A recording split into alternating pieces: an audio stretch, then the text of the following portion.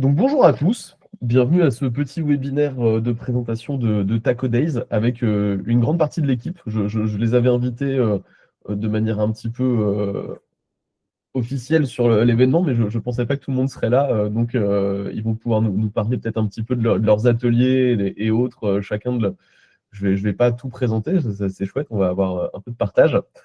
Donc l'idée de ce webinaire, c'est de vous représenter un petit peu l'événement. Et en même temps, surtout, de répondre à vos questions que vous pourriez avoir, logistiques, administratives, pédagogiques, tout ce que vous voulez. On essaiera d'y répondre tous ensemble.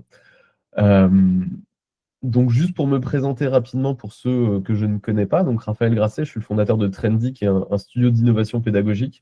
Et donc chez Trendy, on essaie de faire des choses qui font un peu des pas de côté pour permettre de penser un petit peu autrement, prendre des temps de réflexion. Et donc, Taco Days voit enfin le jour après 2 ans de réflexion. Je n'avais pas trouvé le lieu pour le faire à Paris. Et cet été, je suis passé dans un super lieu que je vous présenterai juste après. Et ça m'a donné l'occasion de réfléchir à la formulation de cet événement qui est devenu finalement une retraite pédagogique au cœur de la Provence et qui aura lieu donc en mai prochain. Et donc, je suis ravi de vous voir tous pour en parler aujourd'hui.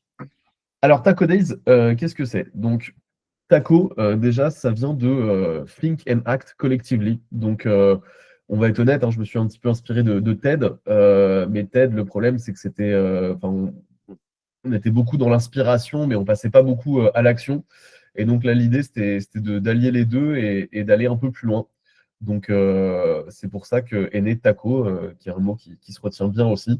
Donc, l'idée, c'est vraiment de passer un temps ensemble, donc 3 jours en immersion, pour traiter d'un sujet. On va en parler juste après.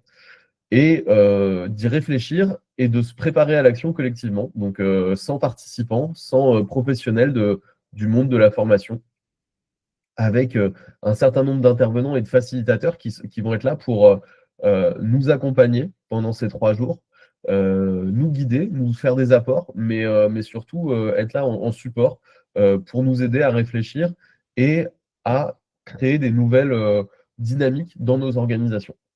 Cet événement, il est rendu possible, entre autres, avec nos sponsors et nos partenaires que vous voyez sur le côté. Donc, en sponsor, on a Yoga, 3 Innovation, Humans Matter et WooClap, que vous connaissez peut-être. Et puis, il y a un certain nombre d'organisations qui se sont liées à nous comme partenaires, des syndicats, SIDOPDES, les acteurs de la compétence, la FNADIR avec les CFA, Ascalia pour les opérateurs d'entreprise, et AINOA pour les innovateurs en formation et les UROF. Donc merci à eux en tout cas de participer à cet événement et de le relayer, de le rendre possible. Voilà. Alors, je vous ai dit, on se retrouve pendant 3 jours autour d'une thématique spécifique. La thématique qui a été choisie pour cette année, c'est l'évaluation, donc comme levier d'innovation. Alors c'est marrant parce que dans les posts LinkedIn, j'ai vu quelqu'un qui disait bah oui, non, mais l'évaluation, c'est un peu la base en formation. Donc, comme levier d'innovation, pourquoi?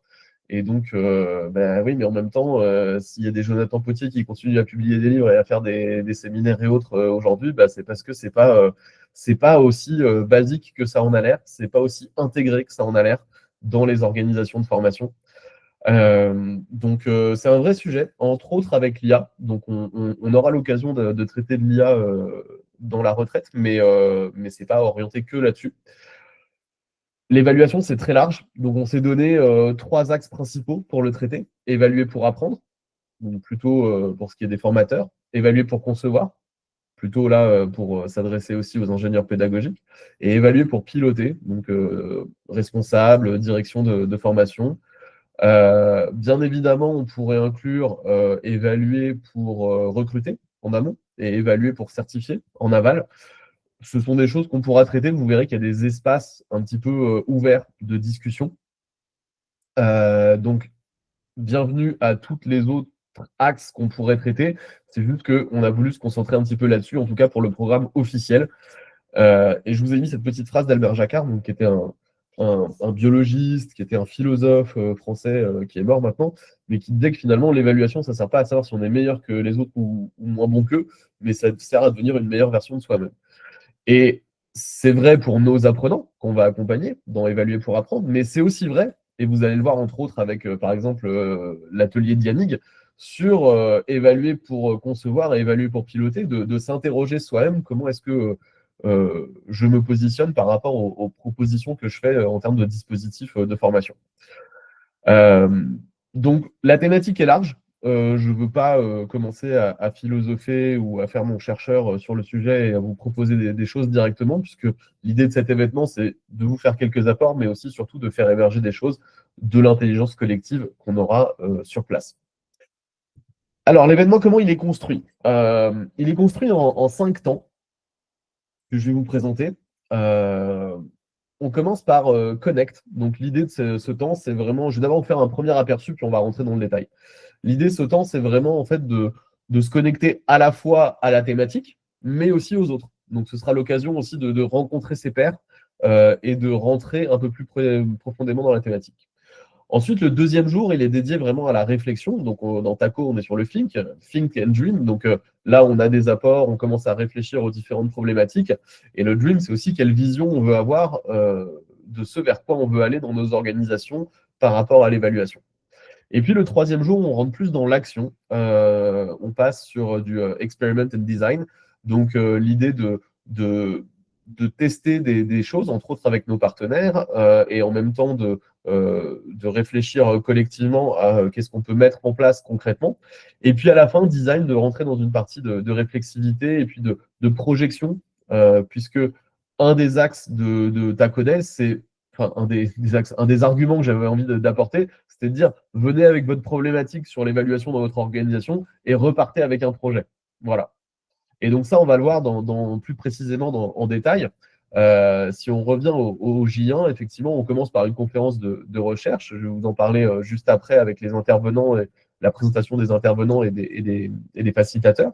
On a des expériences collectives pour se connecter avec les autres personnes, mais on a ce marché des problématiques. Quand vous allez vous inscrire à Taco Days, je compte sur vous, je vais vous demander aussi quelles sont les problématiques que vous rencontrez dans vos organisations. Et on va commencer par se connecter aux problématiques des uns et des autres. J'en sélectionnerai une partie pour aller les creuser, voir qu'est-ce qui est commun, qu'est-ce qui est singulier. Et donc là, on commence avec cette problématique que vous avez et vous allez voir qu'on va finir avec des projets. Le jour 2, chaque jour, on aura un petit déjeuner thématique. Ils sont encore en discussion, donc je ne vous annonce pas les thèmes. On va avoir sur J2 et J3 ces ateliers de facilitation. Donc, on a certains de nos facilitateurs avec nous, je vous les présenterai juste après. L'idée, c'est vous allez pouvoir choisir une partie de votre parcours. On a un parcours commun pour vous amener dans une démarche commune, mais en même temps, vous allez pouvoir choisir des moments sur des thématiques qui vous intéressent plus particulièrement. Et c'est le cas de ces ateliers de facilitation. Il y en aura 5. Le premier jour, on va plutôt être dans la réflexion. Et le deuxième jour, vous allez changer d'atelier. Ce sera toujours les 5 mêmes, mais vous allez travailler sur les productions du premier jour, donc du groupe qui est passé avant vous. Et le J3, vous allez plutôt rentrer dans l'action. Mais voilà, il va y avoir une continuité entre ces ateliers de facilitation. On aura ensuite une conférence pratique de Monica, je vous en parlerai juste après. L'après-midi, une conférence artistique, ça c'est un secret, je ne vous dirai pas, c'est une surprise. C'est aussi pour vous apporter un point de vue un petit peu différent sur l'évaluation, un point de vue un peu sensible, et en même temps pour s'ouvrir un peu les chakras du rêve, du dream, pour l'après-midi avec un forum ouvert. Donc un forum ouvert, c'est une manière de faciliter qui va vous permettre d'avoir des conversations sur l'évaluation en fonction de ce qui vous intéresse. Donc, si par exemple, évaluer pour apprendre, pour concevoir et pour piloter, c'est trop restrictif pour vous, eh bien, ce sera ici l'occasion de proposer les différentes discussions, les différentes thématiques que vous voudriez aborder autour de l'évaluation. Donc, il y a des espaces où on vous fait des apports et puis il y a aussi des espaces où vous allez pouvoir vous-même vous saisir du sujet. Le J3, donc, comme je vous l'ai dit, atelier de facilitation, on va reprendre ce qui a été fait dans le J2 pour les ateliers de facilitation, qui a été plutôt autour de la réflexion, de comment est-ce qu'on aborde le sujet. Et là, on va plutôt rentrer dans l'action, donc qu'est-ce qu'on peut en faire concrètement. Test and learn, on aura l'occasion de tester concrètement des choses proposées par nos sponsors. Et l'idée, c'est que ce soit intéressant pour vous aussi, puis que vous repartiez avec des choses concrètes. Et puis ensuite, l'après-midi, réflexion guidée et marché des projets. Donc là, on va atterrir. Pour ceux qui me connaissent, vous savez que j'ai un intérêt particulier pour toutes les pratiques de réflexivité. Et donc, je vais vous amener à marcher dans la nature, puisqu'on sera au plein milieu de la nature, avec un petit guide réflexif pour faire le point de ce que vous avez appris pendant ces jours-là et commencer à designer le projet avec lequel vous voulez repartir et que vous voulez mettre en place dans vos organisations. Et ensuite, le marché au projet, ce sera l'occasion justement de partager ce avec quoi vous repartez, de vous inspirer aussi de ce que les autres vont mettre en place dans leurs propres organisations. Et donc, vous voyez que ça fait écho au marché des problématiques du début. Donc, en fait, l'idée, c'est de vous faire vraiment vivre un parcours complet pour repartir avec quelque chose. Alors, bien évidemment, certains d'entre vous n'ont peut-être pas de problématiques. Alors, en même temps, je pense que vous ne seriez pas là à ce webinaire si vous n'en aviez pas sur ce sujet-là. Peut-être qu'aujourd'hui, ça peut vous paraître flou de vous dire, mais qu'est-ce que je vais faire en 3 jours qu'est-ce que je vais créer? Alors, l'idée, c'est pas de révolutionner votre organisation, hein, mais c'est peut-être d'apporter des petites pierres et de vous inspirer aussi de ce que proposeront les autres. Voilà, en tout cas, pour la programmation officielle. Il y aura aussi une programmation off, comme à Avignon. Il y aura effectivement des activités avant le petit déjeuner qui vous seront proposées, mais ça, ce sera seulement sur le cadre du volontariat, bien évidemment, et aussi après le dîner du soir, mais encore une fois, seulement sur le volontariat. Et ce sera plutôt des activités sympas, collectives, pour encore une fois, créer du lien. Voilà. Donc, je ne vous dis pas tout, ce sera encore des surprises pour ceux qui y participeront. Et en attendant, je voudrais juste vous présenter les intervenants et les facilitateurs. Donc les intervenants, c'est ceux qui nous feront des conférences, qui nous feront vraiment des apports. Donc il y aura Maka, qui est chercheuse, qui est enseignant-chercheur aujourd'hui, qui habite à Marseille et qui travaille entre autres sur l'impact sociétal. Donc comment est-ce qu'on peut évaluer pour avoir un impact sociétal. Donc ça, ce sera notre conférence d'ouverture. Monica, qui travaille à l'Institut des Mines Télécom à Paris et qui est spécialisée dans tout ce qui est l'approche par compétences et qui nous apportera toute son expérience dans la mise en place de portfolios réflexifs. Et notre intervenant surprise, artiste, dont je ne dirai rien si ce n'est le mot flow que j'avais donné en guide pour vous donner une idée peut-être de ce que c'est. Mais j'ai eu quelques réponses de gens qui se sont trompés. Donc n'hésitez pas à m'envoyer vos propositions. On verra si vous trouvez avec flow ce que ça peut être. On a parmi nous certains de nos facilitateurs. Donc, je vais peut-être inviter directement à se présenter et peut-être à nous parler en 2 mots de leur atelier, parce que je ne vais pas le faire pour eux, pour ceux qui sont là. Donc, je vois Yannick, Olivia, Laurie. Je ne sais pas s'il y en a d'autres dans les participants. Je ne vois pas tout le monde en caméra. Donc, on a Olivier aussi, super. Bon, super, on a quasiment tout le monde à part Walter. Donc, qui prend la parole en premier? Oui, je veux bien prendre la parole, du coup. Alors, du coup, bonjour à tous. Du coup, je suis designer d'espace et d'expérience. Donc, qu'est-ce que ça veut dire? C'est que je mêle l'ingénierie pédagogique avec le design d'espace pour travailler sur les environnements d'apprentissage au sens large. Et du coup, dans cet atelier, dans les ateliers que du coup j'ai proposés pour cet événement, je vais vous accompagner à cartographier et designer votre système d'évaluation pour essayer d'avoir en fait un système qui soit à la fois harmonieux et cohérent, parce que souvent, en fait, on a un peu des évaluations par-ci, par-là, et elles ne se tiennent pas toutes entre elles, ce qui fait qu'on a aussi du mal à les tenir. Donc, l'objectif, ça va être vraiment de créer une cohérence globale pour pouvoir aussi être en accord avec ça et le tenir dans la durée pour que ça soit aussi fructueux pour vous. Et donc, on sera plus sur une approche méthodologique. Oui. Voilà. Tu passes la balle à qui, Olivia? Je passe la balle à Olivier.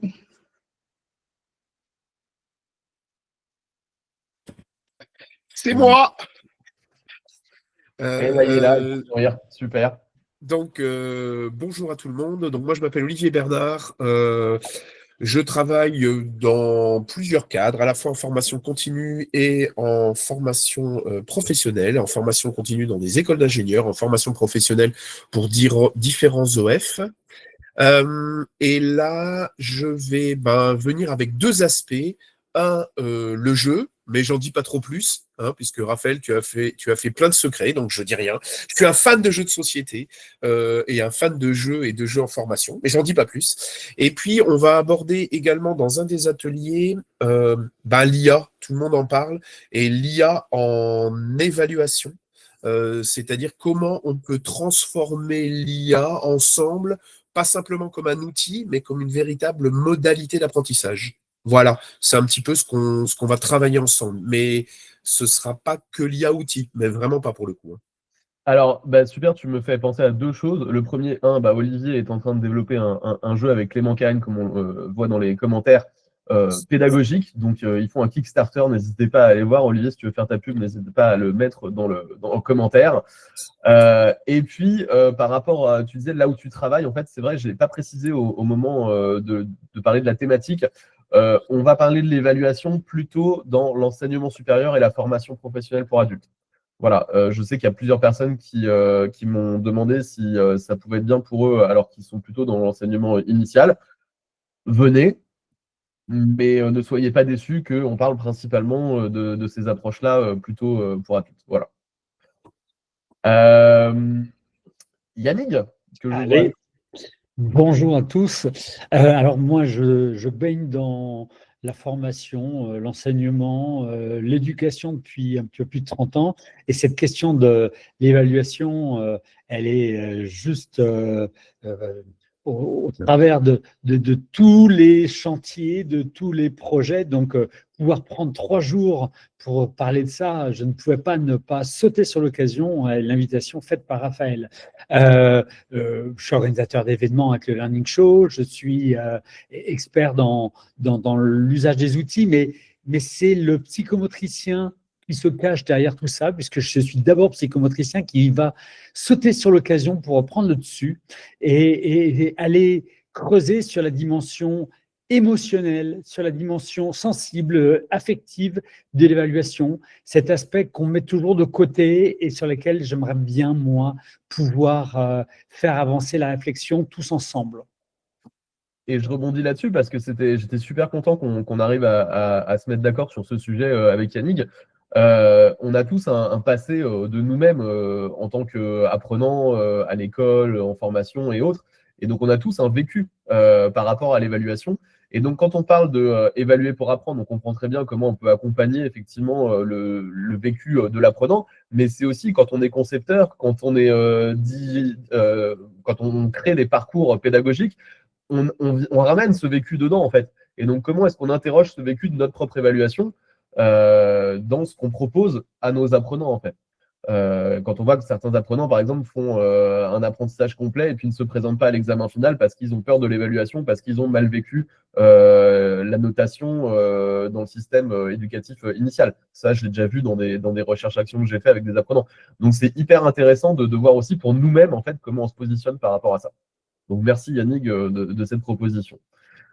Laurie, est-ce que tu es encore là? Je suis encore là. Donc, moi, je suis conceptrice d'expériences d'apprentissage et mes recherches se concentrent principalement sur l'éthique en formation et comment on intègre toutes les questions de transition, de changement de posture, de transformation profonde en formation.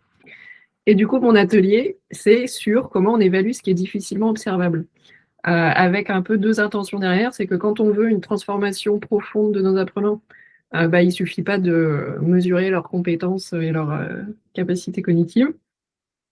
Et quand on essaye de créer une formation qui vise une transformation, mais qu'on voit que dans 2 contextes différents, en fait, on n'a pas vraiment le même changement de posture, on n'a pas vraiment la même transformation qui s'est passée en profondeur, quels facteurs ont pu influencer ça? Et donc, nous, on va plutôt aller du côté des méthodes qualitatives pour pouvoir évaluer la qualité de la relation, les prises de conscience, les affects, et aller vraiment voir tout ce qui se passe en souterrain du visible dans une formation et comment ça impacte la profondeur de la formation.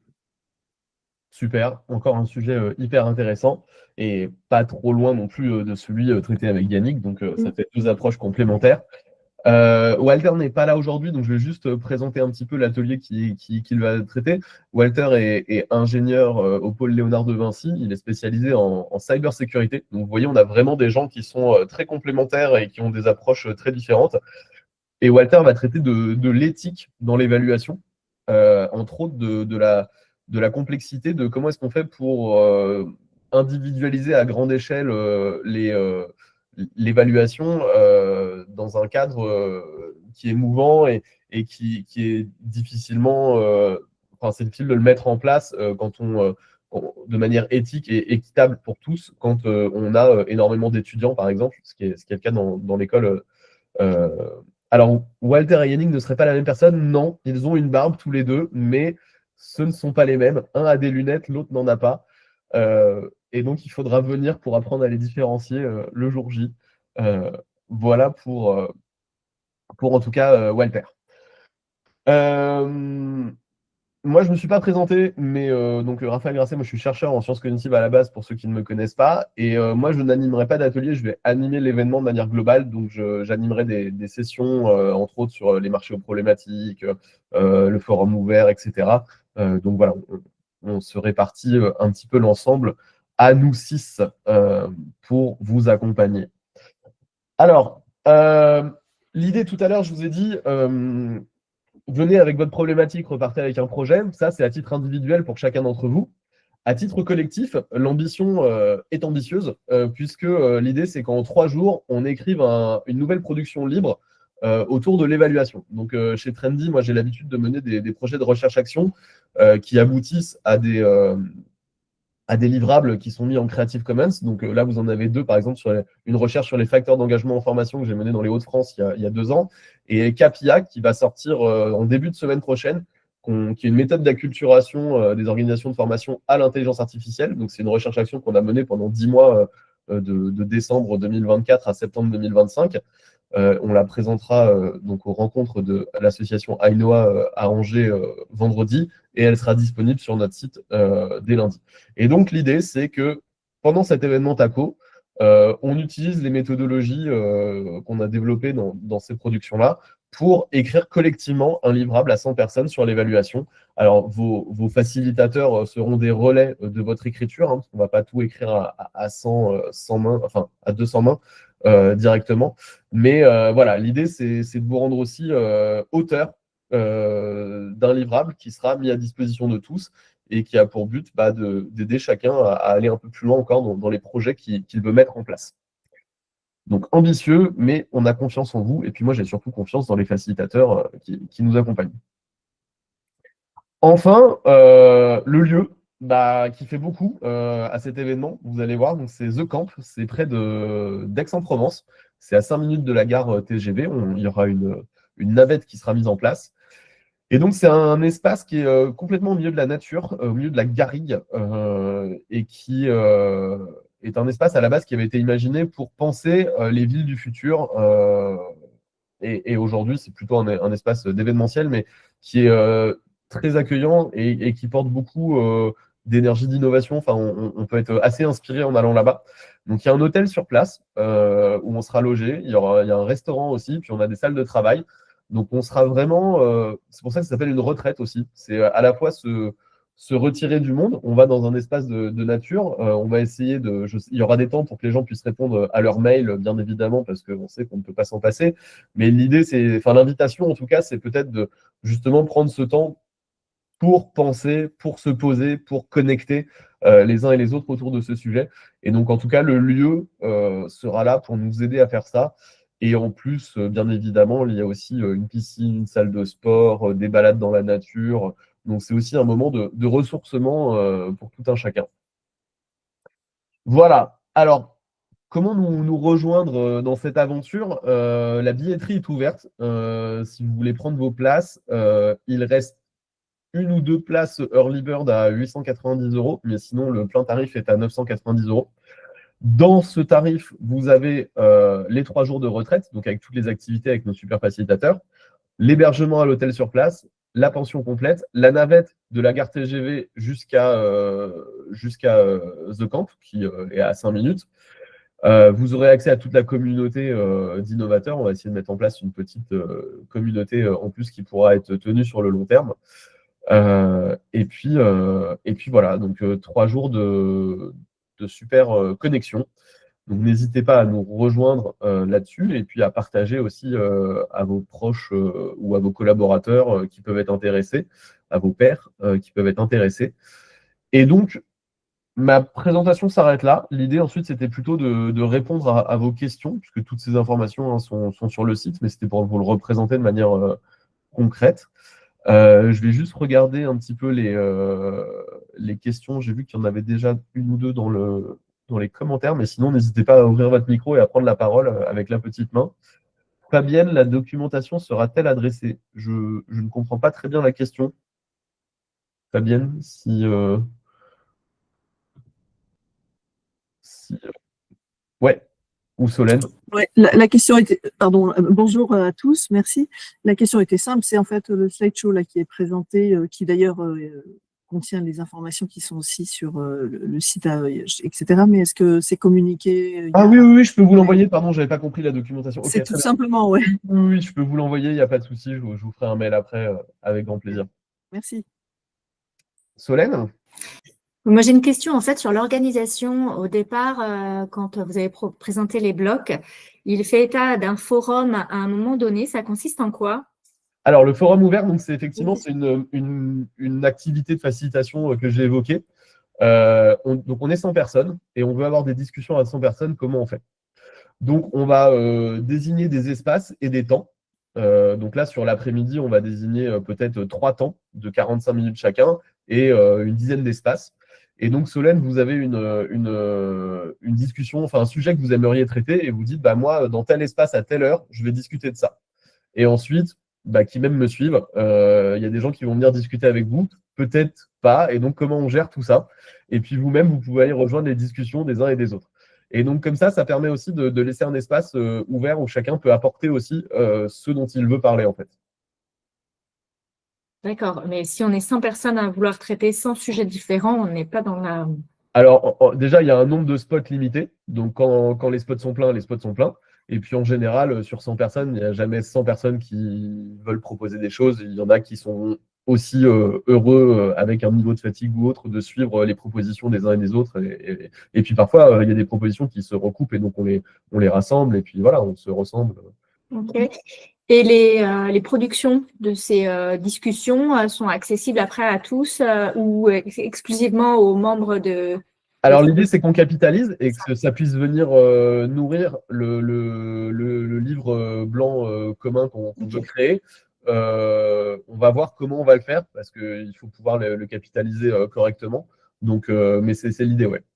Ok, ça marche. C'était ma question. Merci. Fabienne? Ouais, j'aurais aussi une question. Vous ciblez majoritairement des personnes qui interviennent sur le marché de la formation ou également des personnes qui interviennent dans le milieu de l'éducation? Alors, c'est ce que je disais juste après que Olivier ait pris la parole. On va plutôt cibler enseignement supérieur et formation professionnelle d'adultes. Maintenant, si vous voulez venir avec une approche éducation, pas de souci, ça nourrira aussi les réflexions, mais ce ne sera pas l'angle d'attaque principal. Okay. Ce que tu entends par évaluation, ou du moins cadrer le périmètre privilégié pour ces journées. Johan, n'hésite pas à prendre la parole pour me préciser un peu ta question. Ouais, bah, en tout cas, c'est un sujet très large. Fais le micro de Fabienne. Voilà. C'est un sujet très très large parce que c'est vrai que moi, ce qui m'intéresse aussi, c'est l'impact peut-être à moyen long terme d'une action de formation ou d'enseignement. Donc, et en même temps, les personnes ont-elles acquis ce qu'on voulait qu'elles apprennent. Enfin, l'évaluation, c'est un spectre tellement large que je me demandais si derrière vos têtes bien remplies, il y avait une sorte de définition qui avait émergé pour qu'il y ait un cadrage commun, quoi. Eh ben, c'est une super question. Effectivement, de toute façon, on a des approches tous très différentes. Donc, c'est vrai que c'est difficile de se positionner autour d'une seule définition. Par rapport à toi, ce qui t'intéresse, il y aura entre autres la conférence d'intro de Maca. Et ensuite, pour redescendre à un niveau plus micro-apprentissage, dans certains ateliers, on pourra en rediscuter aussi, hein. Mais justement, l'idée, c'est d'avoir cette flexibilité de pouvoir discuter de l'ensemble de la chaîne de l'évaluation. C'est ça aussi qui fait que c'est intéressant d'avoir 3 jours, en fait. mais on verra peut-être, ça peut être une bonne proposition de proposer une définition commune en entrée des 3 jours. Je note. Mais voilà, l'idée, Qui aura peut-être bougé à l'issue des 3 jours. Chouette. c'est le but aussi, quoi. Voilà, donc, étant membre d'une association qui traite, par exemple, des questions de l'apprenant, je vois à quel point c'est dur de mettre tout le monde d'accord sur une définition, parce que chacun a tellement son propre vécu, hashtag Yannick, que c'est difficile de se mettre d'accord sur une seule définition, quoi. Et comme le sujet est effectivement très large, soit on a une définition très large qui couvre rien, soit on en prend une par étape. Donc c'est pour ça qu'aujourd'hui je ne l'ai pas fait, parce que ça faisait pas forcément sens de le faire. Mais en tout cas, justement, c'est aussi pour que chacun puisse se retrouver de manière un petit peu structurée quand même dans cette discussion. Christophe? Oui, bonjour tout le monde. Petite question pratique. Sur les 3 jours, on aura le loisir de participer à tous les ateliers ou bien il faudra qu'on tranche? Alors super. Alors en fait, il y a 5 ateliers qui sont proposés. Et en fait, il y a 2 sessions d'ateliers. Et donc, en fait, on pourra participer à 2 ateliers différents. Donc, on ne pourra pas participer à tous les ateliers. Mais donc, c'est aussi comme ça, en fait, au moment de l'inscription, je vous demanderai quels sont les ateliers qui vous intéressent le plus.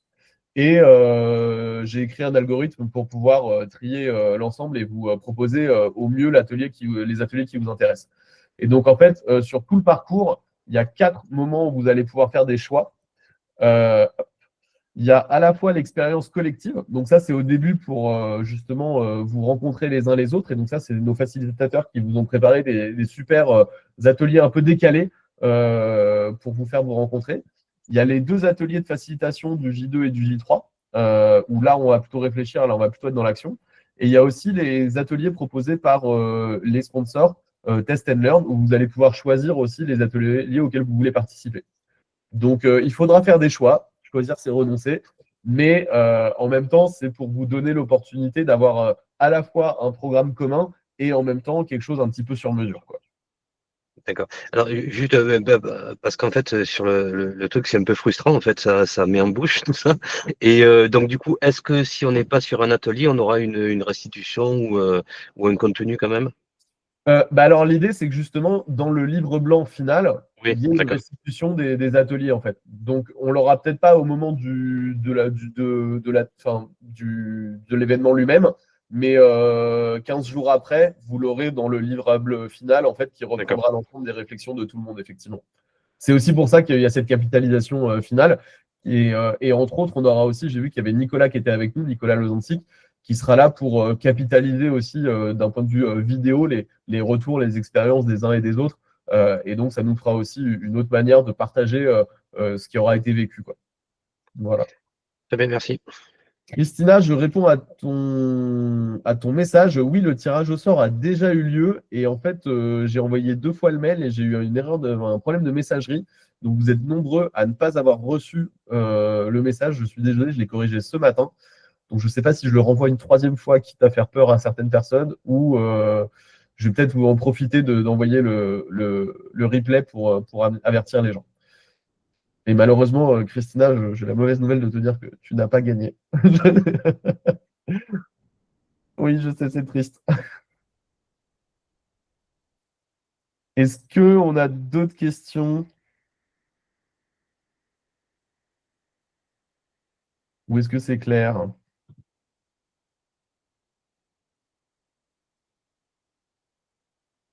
Quelqu'un lève la main?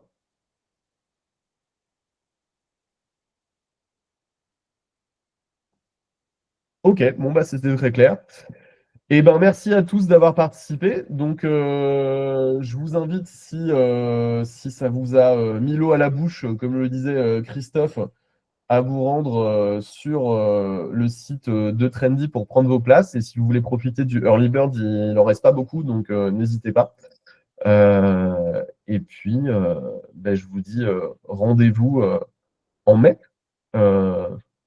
Bernard, avec plaisir. Et puis, très bonne journée à tous.